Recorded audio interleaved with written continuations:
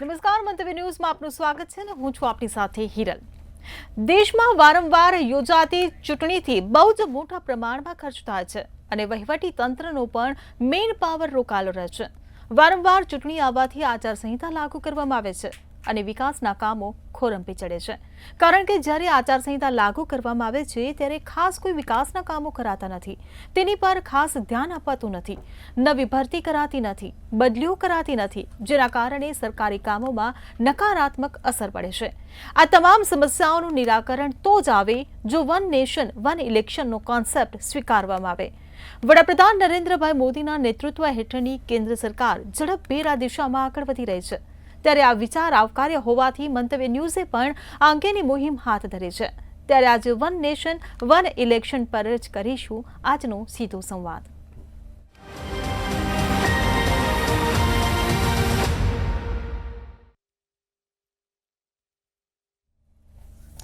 તો ચર્ચામાં આપણી સાથે જોડાઈ ગયા છે મંતવ્ય ન્યૂઝના એસોસિએટ એડિટર પ્રફુલ્લ ત્રિવેદી, આ સાથે જ વિજય શર્મા આપણી સાથે જોડાયા છે કે જેઓ વન નેશન વન ઇલેક્શનના સહસંયોજક છે, અને જયવંત પંડ્યા કે જેઓ પત્રકાર છે તે પણ આપણી સાથે જોડાયા છે।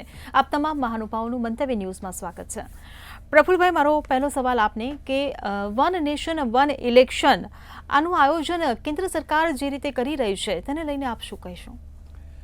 હિરલ, વારંવાર થતી ચૂંટણીઓના તોતિંગ ખર્ચાઓ જો બંધ કરવા હોય અને એ બચેલા નાણાંને જો વિકાસ કાર્યોમાં આપણે ખર્ચવા હોય તો વન નેશન વન ઇલેક્શનનો જે કન્સેપ્ટ છે, વન નેશન વન ઇલેક્શનનો જે વિચાર વહેતો થયો છે એને આપણે સ્વીકારવું જ પડશે, અને આપણે પણ એમાં માની રહ્યા છીએ। અને એટલા જ માટે મંતવ્ય ન્યૂઝ ચેનલે એક મુહિમ તરીકે વન નેશન વન ઇલેક્શનને જે ખ્યાલ છે એને લોકો સુધી પહોંચાડવાની એક ઉદાત્ત કામગીરી હાથ ધરી છે।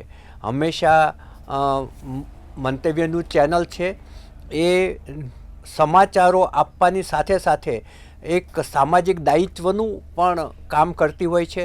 તમે જુઓ તો વૃક્ષારોપણ ની જે કામગીરી હાથ ધરી છે હજુ પણ ચાલુ છે। એ પહેલાં અંગદાન મહાદાન એના જે વિચાર છે એને લોકો સુધી પહોંચાડવા માટે મોટા પ્રમાણમાં સાયક્લોથોન કર્યું હતું। આ વિચારને લોકો સુધી પહોંચે, લોકો આનાથી શિક્ષિત થાય એ માટે જૂન મહિનાની અંદર 3 જૂને સાયક્લોથોન અને વોકથોન પણ યોજાનાર છે। એટલે આપણે તો આ વિચારને સ્વીકારી જ લીધો છે અને એ લોકજાગૃતિના ભાગ તરીકે આપણે એને હાથ ઉપર પણ લીધું છે। આપણી સાથે આજે ભરતભાઈ જોડાયા છે, એ આ જે અભિયાન છે રાષ્ટ્રીય અભિયાન એના ગુજરાત ખાતેના સહસંયોજક છે। જયવંતભાઈ પણ આ અંગે ઘણું બધું જાણે છે, કારણ કે એક જાગૃત પત્રકાર છે। હવે આપણે વાત કરીએ તો અત્યાર સુધીમાં દેશની અંદર વિધાનસભા, લોકસભા વગેરે મળી અને 400 જેટલી ચૂંટણીઓ અત્યાર સુધી યોજાઈ ગઈ છે, અને આ જે જુદી જુદી ચૂંટણીઓ સતત ચાલુ રહે છે એના ઉપાય શું? તો નરેન્દ્રભાઈ મોદીના વડપણ હેઠળની જે સરકાર છે એનડીએની, એણે એક વિચાર વહેતો મૂક્યો વન નેશન વન ઇલેક્શનનો। પછી જે પૂર્વ રાષ્ટ્રપતિ છે રામનાથ કોવિંદ, એમની અધ્યક્ષતામાં એક ઉચ્ચ સ્તરીય કમિટીની નિમણૂક થઈ 2023માં। 2024માં એમણે એનો રિપોર્ટ સબમિટ કર્યો અને સપ્ટેમ્બર મહિનાના 2024માં મંત્રીમંડળે એનો સ્વીકાર પણ કર્યો, અને હવે એને અમલ કઈ રીતે થાય એ માટેની અને એના ઉપર બિલ લાવવાની ને એ બધી તૈયારીઓના ભાગરૂપે અત્યારે કેન્દ્ર સરકારે આ બાબતને આગળ ધપાવી છે। હવે તમે જુઓ તો 1951-52ની વાત કરીએ આપણે, દેશ આઝાદ થયો એ વખતથી ચૂંટણીઓ સાથે જ યોજાતી હતી। એમાં 3 ચૂંટણીઓની વાત કરીએ તો 51-52 થી લઈ અને 67 સુધી, એટલે 52થી 57, 62 અને 67 સુધી રાજ્યની વિધાનસભા અને લોકસભાની ચૂંટણી સાથે જ યોજાતી હતી। પરંતુ ત્યારબાદ જે સંસદનું વહેલું વિસર્જન થયું, સંસદનો ભંગ થયો, એટલે એ ચૂંટણી વહેલી આવી આવી જ રીતે કેટલાક રાજ્યોમાં રાષ્ટ્રપતિ શાસન આવ્યું, કેટલીક વિધાનસભા વહેલી ભંગ થઈ અને એની ચૂંટણીઓની જે સમય છે ટાઈમ ટેબલ ખોરવાયું અને એને કારણે જે એક રાષ્ટ્ર એક ચૂંટણી જે થતી હતી એ પ્રક્રિયા આખી ખોરવાઈ ગઈ અને તમામ રાજ્યોમાં અલગ અલગ સમયે ચૂંટણી આવતી થઈ. લોકસભાની પણ અલગ સમયે ચૂંટણી થઈ. હવે ચૂંટણી જ્યારે અલગ થાય છે ત્યારે વારંવાર આચારસંહિતા આવે છે, વિકાસ કામો ખોરંભે પડે છે અને ચૂંટણી પાછળનો જે ખર્ચ છે એ ખર્ચ એટલા મોટા પ્રમાણમાં વધતો જાય છે કે હવે આપણે આ દિશામાં ગયા વગર છૂટકો પણ નથી. આપણે આ જે કેન્દ્ર સરકારે આ વિચારને વહેતો મૂક્યો છે એને રાષ્ટ્રીય કક્ષાએ સ્વીકૃતિ મળે એ જ જરૂરી છે અને આમાં કોઈ અસ્વીકૃતિ જેવી કોઈ લોજિક જ નથી કે કોઈ અસ્વીકૃતિ કરે, કારણ કે સારી બાબત છે, સાચી બાબત છે અને સમાજ માટે ઉપયોગી બાબત છે, તો પછી આમાં નકારાત્મક કશું છે જ નહીં. એટલે હું માનું છું ત્યાં સુધી આ કન્સેપ્ટ સ્વીકારાઈ જશે અને એનો યોગ્ય સમયે અમલ પણ થશે. કદાચ 2034થી એનો અમલ કરવાની વાત છે. વિજયભાઈ શર્મા જે આપણી સાથે જોડાયા છે એ જે અભિયાન છે એના સહસંયોજક છે અને સાથે હાઈકોર્ટના એડવોકેટ પણ છે અને આ દિશામાં એમની ઘણી બધી કામગીરી છે. એટલે હું તો માનું છું ત્યાં સુધી વધારે માહિતી આપણે એમની પાસેથી જ મેળવીશું. જી બિલકુલ. વિજયભાઈ, હું આપને પૂછવા માંગીશ કે વન નેશન ને વન ઇલેક્શન આનાથી કયા કયા ફાયદા થશે અને તેનું ટાઈમ ટેબલ કેવું રહેશે? એટલે વન નેશન વન ઇલેક્શન જે છે એ કોઈ ચર્ચાનો વિષય નથી madam. One nation one election આ દેશની આવશ્યકતા છે આજની દ્રષ્ટિએ, કારણ કે વન નેશન વન ઇલેક્શન જેમ મુરબ્બી પ્રફુલ્લભાઈએ વાત કરી એમ 1952 આઝાદી પછી 1952થી લઈને 1967 સુધી આ દેશની જે 4 ચૂંટણીઓ થઈ એ તમામ રાજ્યો અને લોકસભાની એક સાથે થઈ. એટલે એ આજે કોઈ નવો વિષય નથી. આ આઝાદી બાદ જે સંવિધાનના ઘડવૈયાઓ હતા ત્યારે જે સરકારમાં હતા એ દરમિયાન સતત 4 ચૂંટણીઓ 2 દશક સુધીની ચૂંટણીઓ આ પ્રકારે થઈ. ત્યારબાદ કોંગ્રેસ પાર્ટીએ જે પ્રકારે આ પોતાના હિત માટે અલગ અલગ રાજ્યોની સરકારોને તોડી લોકસભાની ચૂંટણી વહેલી કરી અને આ સાયકલને તોડી, જેના કારણે દેશની અંદર અલગ અલગ વિધાનસભાની ચૂંટણીઓ અને લોકસભાની ચૂંટણીઓ થવા લાગી. એક સર્વે મુજબ 13,500 કરોડ રૂપિયા એક રાજ્યની ચૂંટણીના બદલે જો સંયુક્ત રીતે થાય તો પર રાજ્ય એટલે આશરે 1.5 લાખ કરોડ રૂપિયા જેટલો ખર્ચ જો સાથે ચૂંટણીઓ થાય તો દેશની બચાવી શકાય. વન નેશન વન ઇલેક્શન એટલે દેશની તિજોરી પર પડતા આર્થિક બોજામાંથી મુક્તિ મેળવવાનું એક સૌથી મોટું પરિબળ સાબિત થઈ શકે એમ છે. ત્યારબાદ અલગ અલગ ખૂબ આના ફાયદા છે. જેમ વાત કરી એમ આ દેશની અંદર વારંવાર ચૂંટણીઓ આવે એટલે આપણે ત્યાં જે આચારસંહિતા લાગુ પડે છે, આચારસંહિતા લાગુ પડે છે એટલે માની લો કે ગુજરાતમાં ચૂંટણી છે એટલે ગુજરાત રાજ્યની અંદર એકમાત્રાની અસર આવે એવું નથી. અહીંયા ઓબ્ઝર્વર આવતા હોય, કર્ણાટકથી આવતા હોય, બિહારથી આવતા હોય, મહારાષ્ટ્રથી આવતા હોય તો ત્યાંનો અધિકારી પણ અહીંયા આવ્યો હોય એટલે ત્યાં પણ આચારસંહિતા ટાઈપનું જ થઈ જાય, કારણ કે એ અધિકારી ત્યાં ઉપલબ્ધ ના હોય એટલે ત્યાં કોઈ કામગીરી ના થઈ શકે. આમ વારંવાર ચૂંટણીઓના કારણે જે આચારસંહિતા લાગે છે, વહીવટી તંત્ર ઉપર માઠી અસર થાય છે. વન નેશન વન ઇલેક્શન એટલે વહીવટી તંત્રને સુદૃઢ કરવા તરફનું પ્રયાણ, એક ખૂબ મોટું પગલું, જેના કારણે આ દેશને આપણે વિકાસ તરફ લઈ જઈ શકીએ. વન નેશન વન ઇલેક્શન એટલે વિકસિત ભારત તરફનું આપણું પ્રયાણ.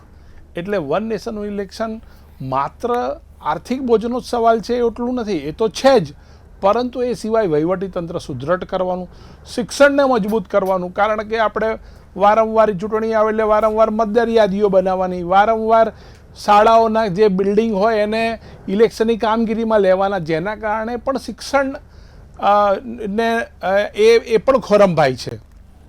આમ વન નેશન વન ઇલેક્શન એક સાથે ચૂંટણીઓ થઈ જાય જેના કારણે શિક્ષણ તંત્ર ઉપર પણ વારંવાર જે માઠી અસરો પડતી હોય, જે એ મુશ્કેલીમાં મુકાતું હોય, એમાંથી પણ શિક્ષણની ગુણવત્તાને પણ સુદૃઢ કરવાનું એક આ મોટું પ્રયાણ દેશ માટે આ સાબિત થનારું છે.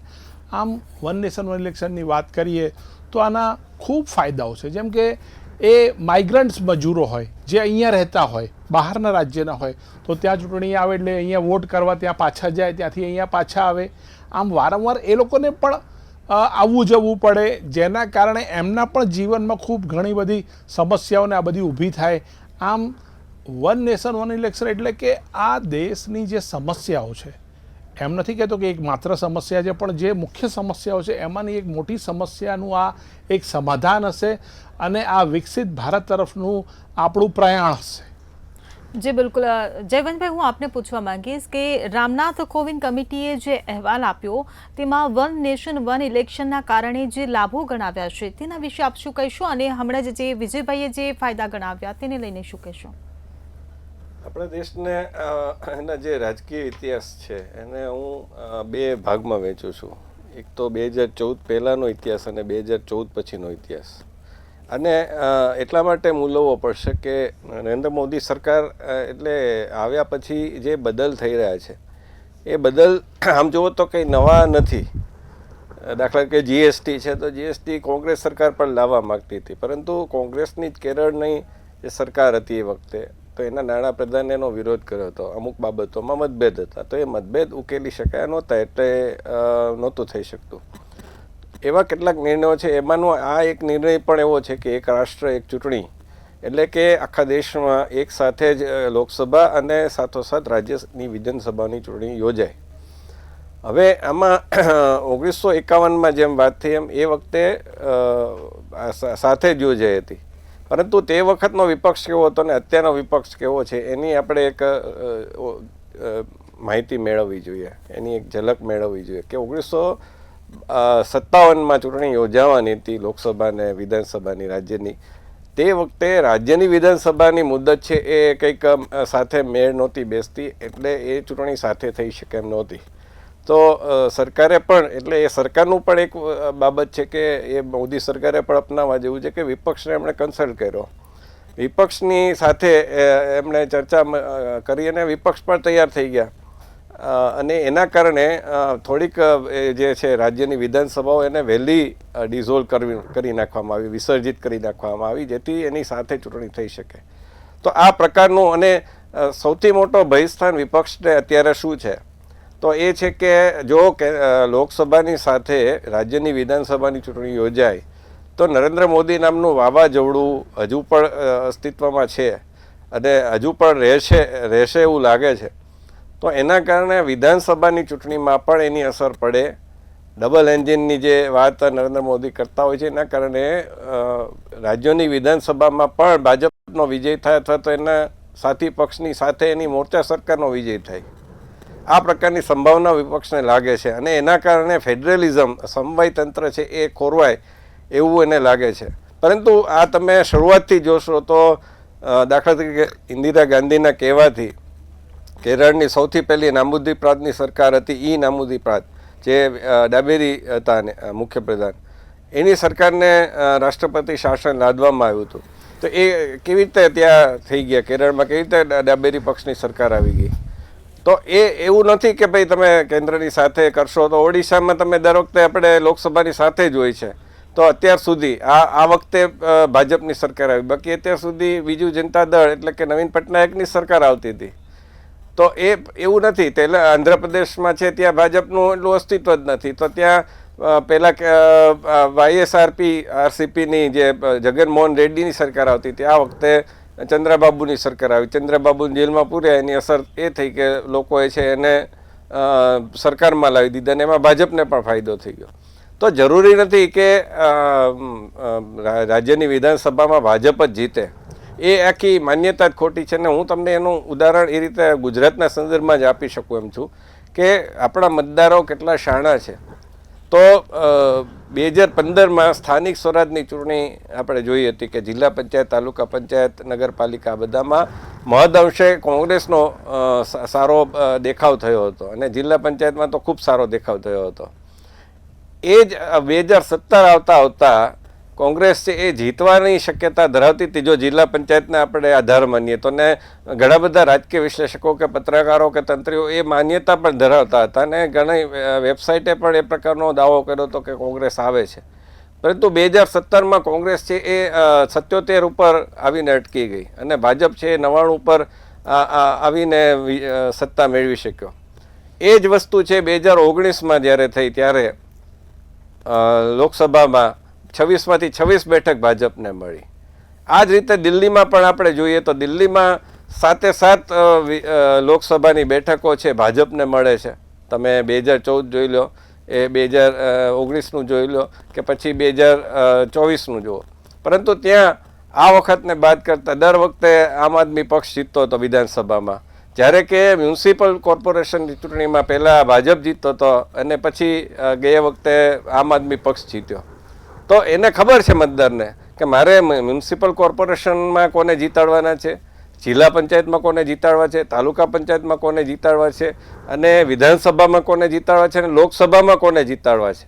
તો એ માન્યતા સદંતર પાયા વિહોણી છે કે એક જ પ્રકારનું મતદાન થશે. એટલે એ એક માન્યતાને નાબૂદ કરી દેવાની જરૂર છે. બીજું કે જે સિક્યુરિટી ફોર્સિસ હોય છે, આપણને ખબર છે કે જ્યારે આ બધી ચૂંટણી થતી હોય છે ત્યારે નક્સલવાદ અને ત્રાસવાદનો બહુ મોટો ભય હોય છે અને એના કારણે અને બીજું કે પક્ષના લોકો પણ સામસામે આવી જતા હોય છે. કોઈ સમાજને કોઈ અસંતોષ હોય તો એ પણ બોયકોટને ઘણીવાર તો આપણને ખબર છે કે પટેલ આંદોલન ચાલતું હતું ત્યારે તો કેવી ભારેલા અગ્નિ જેવી સ્થિતિ હતી. તો એવા સમયે સિક્યુરિટી ફોર્સિસ, સુરક્ષા દળોને એને કામે લગાડવા પડતા હોય છે. તો વારે ઘડીએ એનું થાય તો પછી આંતરિક સુરક્ષા જે બીજા અત્યારે દાખલા કે મુર્શિદાબાદમાં અત્યારે ચાલી રહ્યું છે, હિંસા થઈ રહી છે કે પછી સરહદે થઈ રહ્યું છે, તો એને પછી તમારે કેવી રીતે ટેકલ કરવાના? તો આ બધા પ્રશ્નોને જોતા જે કેન્દ્રની અને લોકસભાની અને વિધાનસભાની ચૂંટણી સાથે થાય તો એક સુવ્યવસ્થિત આખું પેલું થાય. બીજું કે જ્યારે ચૂંટણી આવતી હોય એના 1-2 વર્ષ પહેલાં લગભગ પોલિસી પેરાલિસિસ જેવી સ્થિતિ હોય છે. એના કારણે કારણ કે પક્ષોનું ધ્યાન છે, સત્તાધારી પક્ષ હોય કે વિપક્ષ હોય, એનું ધ્યાન ચૂંટણીમાં જ હોય છે. એટલે ચૂંટણીને લગતા નિર્ણયો કરવા કે પછી પ્રચારમાં ધ્યાન આપવું. દાખલા તરીકે અરવિંદ કેજરીવાલને તમે 2013થી તમે 2014 સુધીના સમયગાળામાં એની સત્તા આવી પછી જો તો લગભગ એનું ધ્યાન એમાં જ હતું. એ જ રીતે 2024માં પણ આ સ્થિતિ હતી. જી બિલકુલ. વિજયભાઈ, હું આપને પૂછવા માંગીશ, વિધાનસભાની જ્યારે હમણાં વાત થઈ રહી હતી ચૂંટણીને લઈને, કોઈ રાજ્યમાં વિધાનસભા એવું થાય કે વહેલી ભંગ કરવામાં આવી હોય કાં તો નિયમ લાગુ થયા પછી વિધાનસભાના અમુક જ વર્ષો બાકી હોય, તો તેવી પરિસ્થિતિમાં કેવા પ્રકારનું આયોજન કરવામાં આવશે? વિજયભાઈ એવું પૂછવા માંગે છે કે વન નેશન વન ઇલેક્શન જ્યારે તમે લાવો ત્યારે લોકસભાની સાથે જ વિધાનસભા નું માની લો કે વહેલી વિસર્જિત થઈ ગઈ હોય તો શું, અથવા તો એની મુદત બાકી હોય તો શું, એ તાલમેલ કઈ રીતે આપ મેળવશો અને એ માટે કેવા પ્રકારનું આયોજન થઈ શકે એ પૂછવા માગે છે. એટલે જે આપણા ભૂતપૂર્વ રાષ્ટ્રપતિ રામનાથ કોવિંદજીની જે કમિટી છે એમણે જે ભલામણ કરી છે એમાં એ પ્રકારની બિલમાં જોગવાઈ, એ ભલામણના આધારે જે બિલ બન્યું છે એ બિલમાં જોગવાઈ એવી છે કે જે કોઈ રાજ્યની જો વહેલી ચૂંટણી આવશે તો એ જે મર્યાદિત જે ટાઈમ બચ્યો હશે, માની લો કે કોઈ રાજ્યની 3 વર્ષ પહેલાં ચૂંટણી આવી ગઈ અને એ 5ના બદલે 3 વર્ષની ચૂંટણીનો સમયનો બાકી રહ્યો તો 3 વર્ષ માટે જ એ રાજ્યની ચૂંટણી થશે. ત્યારબાદ એ પાછી જે રેગ્યુલર સાયકલ છે એમાં એ જોઈન્ટ થશે. એ પ્રકારની વ્યવસ્થા કરવામાં આવશે જેના કારણે આ સાયકલ ક્યારે તૂટે નહીં. એની માટે જે કાયદામાં, કોન્સ્ટિટ્યુશનમાં જે ભલામણ કરવાની છે, એ જે સુધારો કરવાનો છે એ પણ એમાં એ પ્રકારે એનો ઉલ્લેખ કરેલો છે. જેના કારણે આપણે જે ટાઈમ 3 વર્ષ હોય તો 3 વર્ષ, 2 વર્ષ હોય તો 2 વર્ષ એ રાજ્યની, અને આ કોઈ નવી વાત નથી, આજે પણ પેટા ચૂંટણી થાય જ છે, આમાં કોઈ નવું નથી. માની લો કે કોઈનું અવસાન થઈ જાય કે કોઈ રાજીનામું આપે તો જે કોઈ ધારાસભ્ય હોય કે સંસદ સભ્ય હોય એ ચૂંટણી, એ જે સ્ટિપ્યુટેડ એનો જે ટાઈમ બચે, જે વચ્ચેનો એનો જે પીરિયડ બચે એટલા ટાઈમ માટે જ થતી હોય છે. એ પ્રકારે જ આ ચૂંટણીઓ થશે.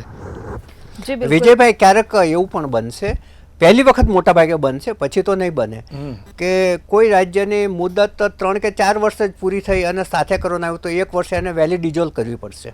હા, એટલે એ જ્યારે આની અંદર જે સુધારા થશે એમાં એ પ્રકારની જોગવાઈ છે કે ભાઈ વિધાનસભાના ઇલેક્શનના અંતર્ગત એના પાવર લોકસભા એટલે કેન્દ્ર સરકારને પણ આપવામાં આવશે અને એ પ્રકારે એની પ્રક્રિયા કરવામાં આવશે અને જ્યારે જે સાયકલ શરૂ થશે ત્યારે એ પ્રકારે એના માટે જે સુધારો કરવામાં આવશે કોન્સ્ટિટ્યુશનમાં એના આધારે બિલમાં એની પ્રોવિઝન છે ને એ સુધારાના આધારે એ પ્રકારે એકવાર સાયકલ ચાલુ કરવામાં આવશે. જી બિલકુલ જયવંતભાઈ, હું આપને પૂછવા માંગીશ કે વન નેશન વન ઇલેક્શનથી ખર્ચની દ્રષ્ટિએ અને સમયની દ્રષ્ટિએ દેશને બહુ મોટો ફાયદો થશે, શું કહેશો? એ તો દીવા જેવી સ્પષ્ટ વાત છે, આમાં કોઈને વાંધો ન જોવો જોઈએ અને આ વાત સ્પષ્ટ દેખાઈ જ આવે છે કે સ્વાભાવિક છે કે ભાઈ આજે દાખલા તરીકે ચૂંટણી આવે છે તો એના એક વર્ષ પહેલાં જ તમે જો વિવિધ સમાજોના આંદોલનો શરૂ થઈ જાય છે અથવા તો વિવિધ જે પણ શિક્ષકોના હોય કે બીજા બધા, કારણ કે બધાને ખબર છે કે અને બધે આ પ્રકારનું જ છે, એમાં કોઈ સરકાર બાકાત નથી કે ભાઈ સરકારનું નાક દબાવવું હોય તો ચૂંટણી સમયે જ યોગ્ય છે. તો આના કારણે પણ તમે જુઓ કે એ આખું પ્રક્રિયા ચાલુ રહે છે. બીજું કે ચૂંટણીનું કારણે જે વેરઝેરની ભાવના ઊભી થાય છે, આપણે લોકસભા વખતે જોયું હતું કે ક્ષત્રિય સમાજની લાગણી દુભાઈ હતી, તો એ વેરઝેરની જે ભાવના થાય છે અથવા તો રાજકારણીઓ દ્વારા જે રોકવામાં આવે છે અને દિવસે દિવસે એ તો વધતું જ જાય છે, તો એના કારણે વાતાવરણ કલુષિત થાય છે. આ બધાનું પ્રમાણ છે અટકશે આના કારણે. અને સાથોસાથ જે તમે કોઈ પણ વેબસાઇટમાં જુઓ તો એનું પેલું જાહેરાત હશે, ટીવીમાં જાહેરાત હશે, એને સતત તમારા એ તો ઠીક, પણ રિક્ષા દ્વારા જે પ્રચાર કરવામાં છે ને એના દ્વારા સતત આપણું જીવન છે ડિસ્ટર્બ થાય છે. કોઈ વિદ્યાર્થી હોય પરીક્ષા માટે તૈયારી કરતો હોય, કોઈ વૃદ્ધ હોય અને બીપીની તકલીફ હોય, માથું દુખતું હોય, તો એ બધું આખો દિવસ એ ગાડી વગાડતી હોય છે અને મોટા ભાગનાને આ પ્રચાર છે ગમતો નથી હોતો. બહુ ચોખ્ખી વાત છે. હવે તો બધું ઓનલાઈન અને 24 કલાક આપણી ડિબેટો દ્વારા પણ પક્ષોને પોતાની વાત મૂકવાનો સમય મળતો હોય છે, તક મળતી હોય છે. જયવંતભાઈ, ઘણી વખત તો લોકો પ્રજા છે ને એ હેમરિંગથી ત્રાસી જાય છે, હેમરિંગથી બંધ થાય તો સારું એમ. હા, અને એમાં પાછું ડીજે પ્રકારનું હોય છે, કોઈ ગીત મૂક્યા હોય છે. તો એ પહેલાં જેવું હવે નરેન્દ્ર મોદીને અટલજીને એ બધા જુદા કેસ છે, ઇન્દિરાજી એવા વક્તા પણ નથી રહ્યા કે જેને સાંભળવા મેદાનમાં લોકો જાય. અને આ રોડ શો થતા હોય છે, એ પછી કોઈ પણ રાહુલ ગાંધી કરે કે નરેન્દ્ર મોદી કરે તો એ રોડ શોના કારણે પણ રસ્તાઓ બ્લોક કરી દેવામાં આવે છે અને ઘણીવાર તો રોડ શો ઓચિંતાના જાહેર થાય છે. તો આ બધાના કારણે જે સરવાળે હાલાકી પડે છે તો એ ખૂબ મોટી, અને એમાં તે પક્ષો રોકાયેલા રહે છે, એમાં એમને ભીડ એકઠી કરવાની હોય છે, ભીડને બસો દ્વારા લાવવાની હોય છે.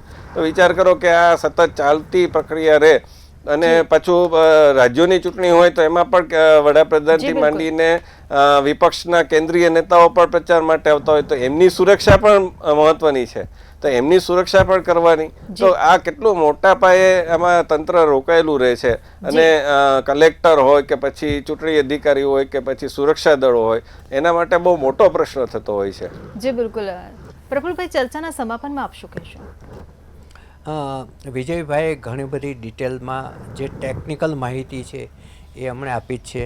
જયવંતભાઈને તો એનો બહુ એમના પત્રકારત્વનો અનુભવ છે એનો નિચોડ કહ્યો.